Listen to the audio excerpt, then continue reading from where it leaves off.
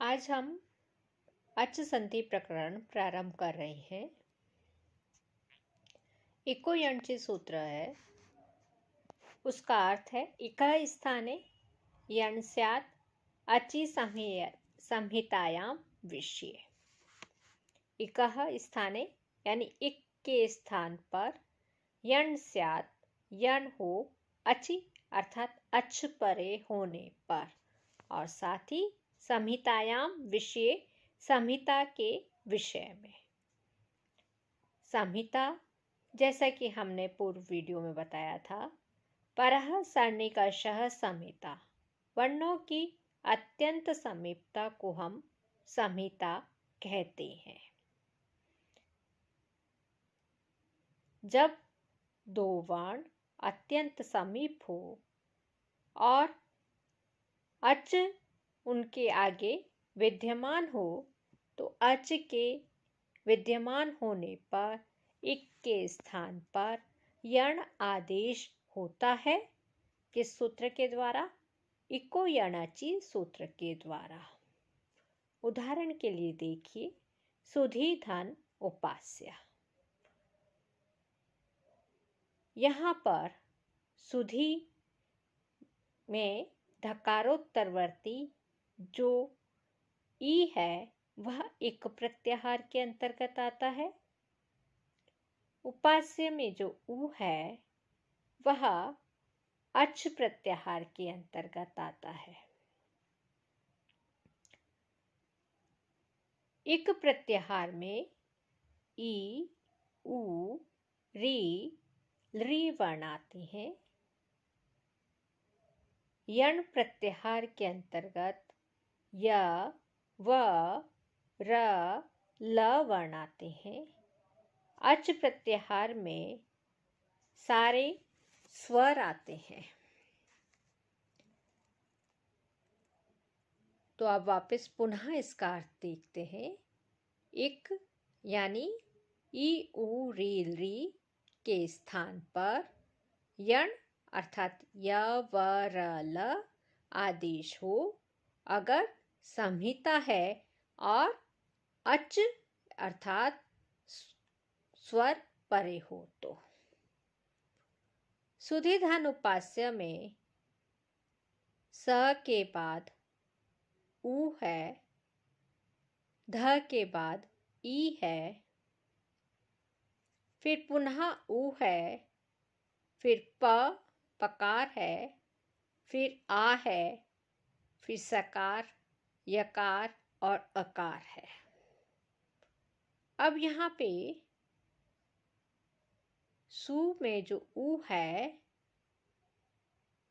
उसको यण आदेश नहीं होगा, क्योंकि सु के उ और धकारोत्तरवर्ती इकार के बीच में धकार का व्यवधान है। चूंकि सूत्र में कहा गया है संहिता के विषय होने पर ही इक के स्थान पर यण आदेश होगा। अब हम धकारोत्तरवर्ती इकार को देखते हैं। तो इस इकार के बाद उ का उपास्य जो है वह अच प्रत्याहार में परिगणित है, वह स्वर है, इसलिए इकार को यण आदेश होगा। यहाँ पे किसी व्यंजन का व्यवधान भी नहीं है, संहिता का भी विषय है, साथ ही उ अच परे है। अतः अच परे होने के कारण ई के स्थान पर यण आदेश होगा। अब आपको स्पष्ट हो गया होगा, संहिता के विषय होने पर इक के स्थान पर यण आदेश होता है अगर अच अर्थात स्वर परे हो तो। यही इको यणचे सूत्र का अर्थ है। यह इको यणचे सूत्र विधेय सूत्र है, क्योंकि यहाँ पे इक के स्थान पर यण का विधान किया गया है। अब इसके आगे हम सूत्र पढ़ते हैं। तस्मिन्निति निर्दिष्टे पूर्वस्य। यह सूत्र परिभाषा सूत्र है। परिभाषा सूत्र से तात्पर्य है कि जिन सूत्रों का उपयोग रूप सिद्धि में नहीं हुआ करता, किंतु इनका उपयोग सूत्रों के अर्थ करने में ही होता है। तस्मिन्निति निर्दिष्टे पूर्वस्य सूत्र, यह परिभाषा सूत्र है। परिभाषा सूत्रों का उपयोग रूप सिद्धि में नहीं हुआ करता, किंतु इनका उपयोग सूत्रों के अर्थ करने में ही होता है। अर्थात इनकी सहायता से हम सूत्रों का अर्थ किया करते हैं। यहाँ भी इस सूत्र रखने का तात्पर्य इको यंची सूत्र का अर्थ करना ही है। इस सूत्र की सहायता से इको यंची का यह अर्थ होगा, अच परे होने पर उससे अव्यवहित पूर्व ई के स्थान पर यण होता है संहिता के विषय में। पुनः देखिए, तस्मिन्निति निर्दिष्टे पूर्वस्य सूत्र की सहायता से इको यंची सूत्र का अर्थ होगा, अच परे होने पर उससे अव्यवहित रूप इक के स्थान पर यण होता है संहिता के विषय में। अब हम इसको इस तरह से समझ सकते हैं।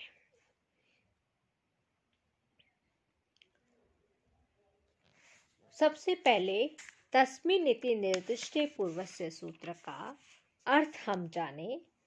उसका अर्थ है, सप्तमी निर्देशेन विधीयमानं कार्यं वर्णान्तरेण अव्यवहितस्य पूर्वस्य बोध्यम्। अर्थात सप्तमी जिसके अंत में है, उसके निर्देश से किया गया कार्य अन्य वर्णों के व्यवधान से रहित पूर्व के स्थान पर होना चाहिए। अब सप्तमी किसके अंत में है? इको यंची सूत्र में जो अची शब्द आया है, तो अची में सप्तमी है ना? इसलिए अची क्या हो गया? सप्तमी अंत। और सप्तमी के अंत से के निर्देश से वहां क्या निर्देश दिया गया है? अच परे होने पर एक के स्थान पर क्या हो? यण हो। अब ये कह रहा है तस्मिन्निति यानी सप्तमी अंत के निर्देश से क्रियामान किया गया कार्य, जो यण कार्य किया जा रहा है, वह अन्य वर्णों के व्यवधान से रहित पूर्व के स्थान पर ही जानना चाहिए। अब इस परिभाषा सूत्र को हम उदाहरण से समझते हैं। उदाहरण है, इको यंची सूत्र में अची यह सप्तम्यंत पद है, यह स्पष्ट ही हो गया है। अच हलंत है और जगत की तरह सप्तमी विभक्ति एक वचन में अच्छी बनता है। इसके शब्द रूप जगत की तरह चलेंगे। इस सप्तम्यंत पद का अर्थ है, यहाँ पर सुधी धन उपास्य में सकारोत्तर जो उकार है, सुधी में सकार के बाद क्या है? उकार है। तो सकारोत्तर उकार, फिर धकारोत्तरवर्ती क्या है? इकार, फिर उपास्य शब्द का उकार, और फिर उपास्य शब्द में आकार है। अब हमें इनमें से ऐसा सप्तम्यंत पदार्थ चुनना है जिससे अव्यवहित पूर्व इक हो। हम उसी इक के स्थान पर यण आदेश करेंगे।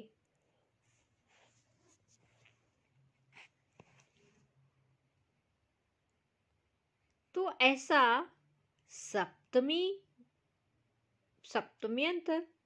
पदार्थ यहाँ पर उपास्य शब्द के आदि वाला उकार के अतिरिक्त अन्य कोई नहीं हो सकता, क्योंकि अन्यों से पूर्व अव्यवहित इक नहीं है।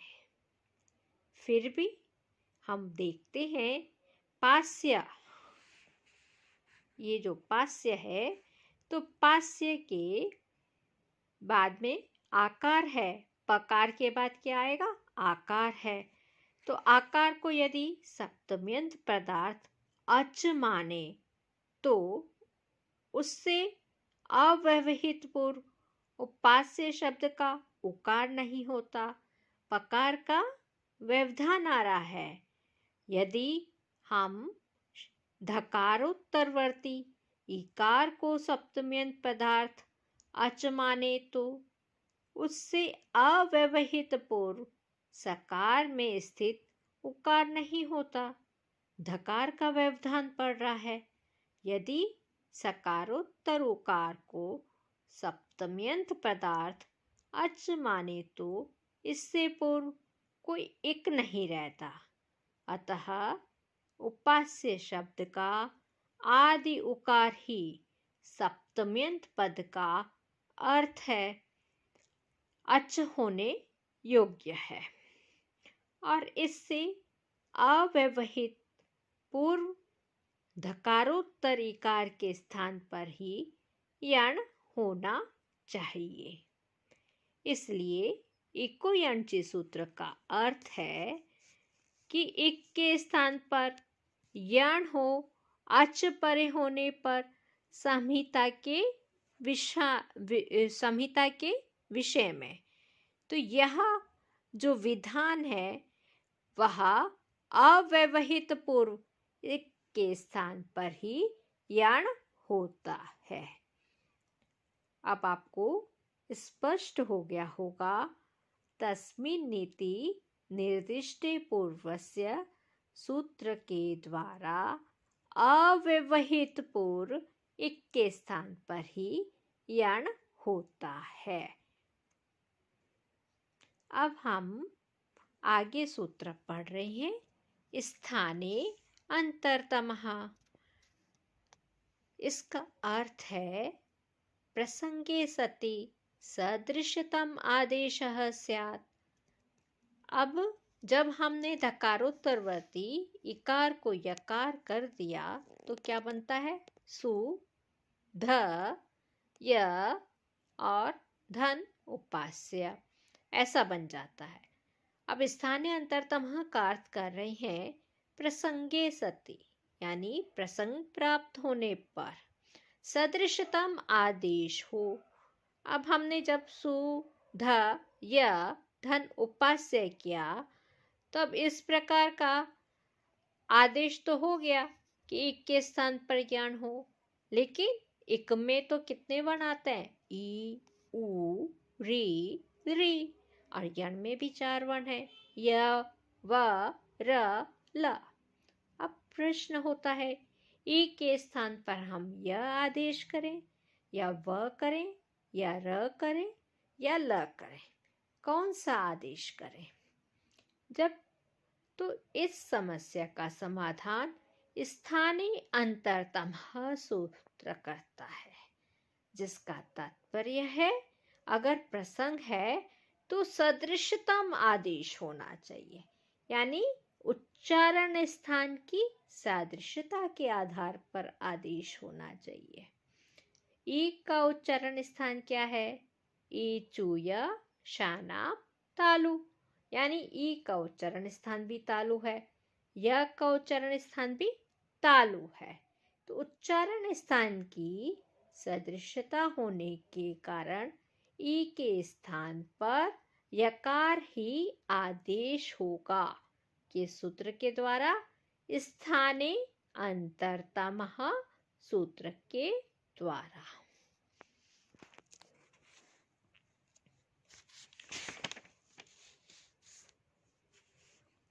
अब सूत्र आ रहा है अनचि च। अनचि च सूत्र कहता है अचः परस्य यरो द्वे वास्तु न त्वचि इति धकारस्य दित्वम्। अर्थात पहले सूत्र देखिए। सूत्र में दो शब्द हैं, एक तो है अन और दूसरा है अचि और फिर च। तो अचि अर्थात अच से परे, यर को विकल्प करके द्वित्व हो जाता है, परंतु अच परे होने पर नहीं होता। इस सूत्र से इति धकारस्य द्वित्वम्, इस सूत्र से धकार को द्वित्व हो जाता है।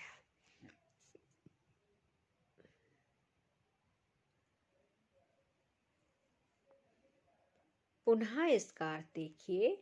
अच से परे होने पर यर को, यर यर प्रत्याहार में कौन कौन से वर्ण आएंगे? य, व, र, ह, य, व, र, ल, क, प, श, स और फिर र आता है। तो ये सारे वर्ण यर प्रत्याहार में आ गए। अच परे होने पर यर को विकल्प से द्वित्व होता है। तो स्पष्ट है यर प्रत्याहार में यकार तो आता ही है। इसलिए जब हम सुधि धन उपास्य करते हैं तो अनचि च सूत्र से य को द्वित्व होता है और यह द्वित्व विकल्प से होता है, यानी एक स्थान पर होगा और एक स्थान पर नहीं भी होगा। अब तब द्वित्व होने पर क्या स्थिति हो जाएगी? सु ध ध य। तो यर परे है, यकार परे है, इसे जो सुधि ध ध यहाँ पर द्वित्व होता है और उसके बाद एक जहाँ पर द्वित्व नहीं होता है वहाँ पर रूप बनता है सु ध य उपास्य। अब इसके बाद सूत्र आता है झलाम जश झषि, जिसका तात्पर्य है झषि अर्थात झष प्रत्याहार परे होने पर झलों के स्थान पर जश हो जाता है। इस सूत्र से पूर्व धकार के स्थान पर ही दकार हो जाता है।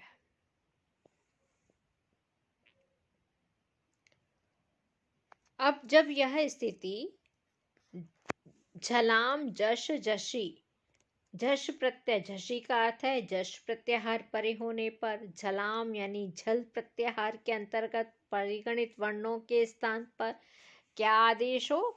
जश प्रत्याहार हो। अब हमें यह जानना पड़ेगा कि झल में कौन कौन से वर्ण आते हैं। तो झल प्रत्याहार में कवर्ग, चवर्ग, तवर्ग, टवर्ग और पवर्ग, इन सभी वर्गों का दूसरा, चौथा, तीसरा, दूसरा और प्रथम वर्ण आता है। यानी अंतिम पांचवा वर्ण छोड़ के जो ये 5 वर्ग हैं उनके सारे वर्ण आ जाते हैं। साथ ही ऊष्म वर्ण भी आते हैं। इसके स्थान पर जश आदेश होता है, यानी जश में वर्गों का तीसरा वर्ण आता है। वो तीसरा वर्ण क्या है? ज, ब, ग, ड, द। ऐसा आदेश हो जाता है। कब होता है? यदि जश यानी वर्ग का तीसरा या चतुर्थ वर्ण परे हो। जब हमने द्वित्व किया, किस सूत्र से द्वित्व किया था? अनचि च सूत्र से। तो द्वित्व करने पर स्थिति हमारे पास क्या आई थी?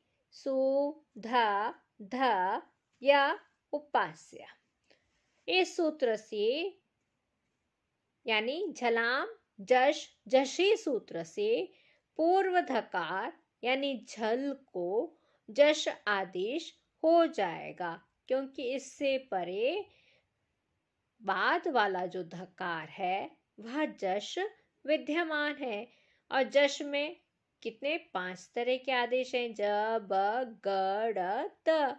और यहाँ पर स्थानीय अंतरतमः यानी उच्चारण स्थान की सादृश्यता के आधार पर, स्थान की सादृश्यता के आधार पर धकार के स्थान पर दकार ही आदेश होगा, यानी जश ही आदेश होगा।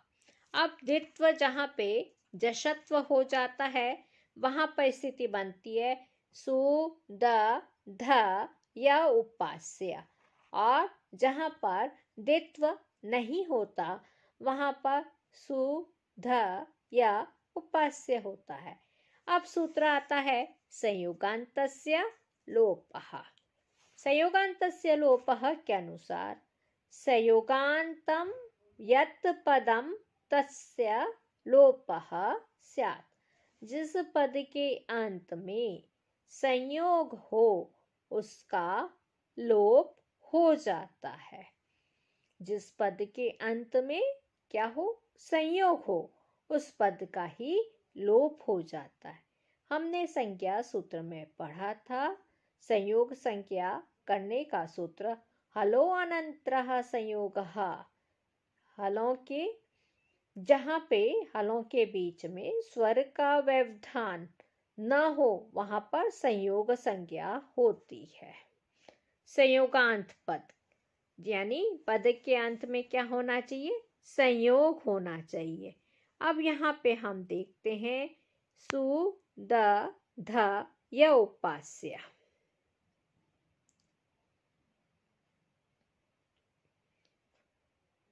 इसमें द, ध, य ये क्या है? संयोगांत पद है। किस सूत्र के द्वारा संयोग मालूम पड़ता है? हलो अनंतरः संयोग, है ना। इस सूत्र के अनुसार क्या होगा? द, ध, य और ध, य इनकी संयोग संज्ञा होगी। और संयोग संज्ञा होने पर संयोगांत जो पद है उसका लोप प्राप्त होता है।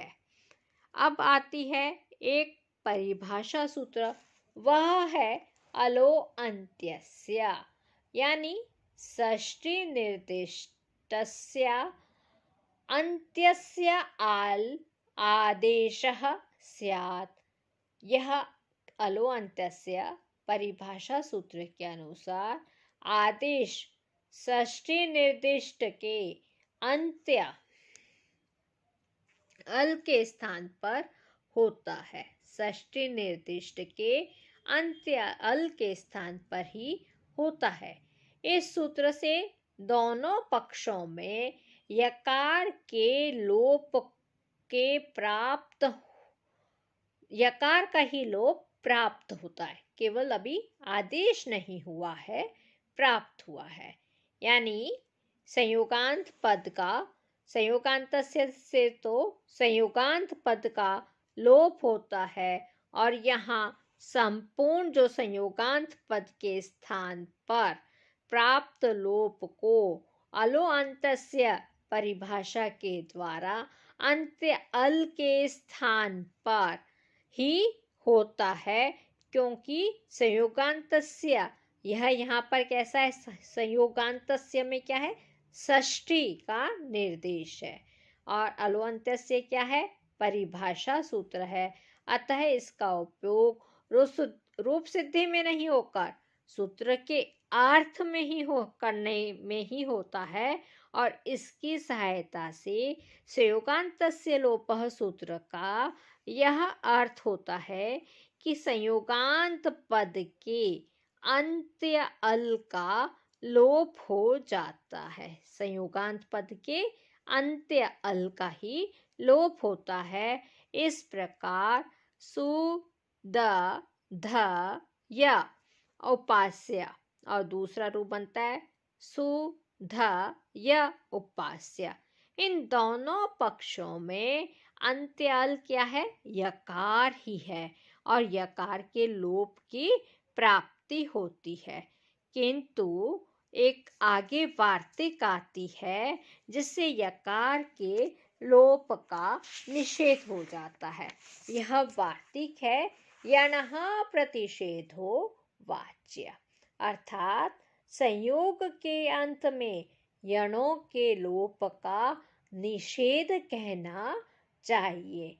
इस वार्तिक से संयोगान्तस्य लोप जो सूत्र है उस सूत्र पर ही यह वार्तिक पड़ा है और संयोगान्तस्य लोपः सूत्र का अर्थ है संयोगांत पद के अंत्य का लोप करता है।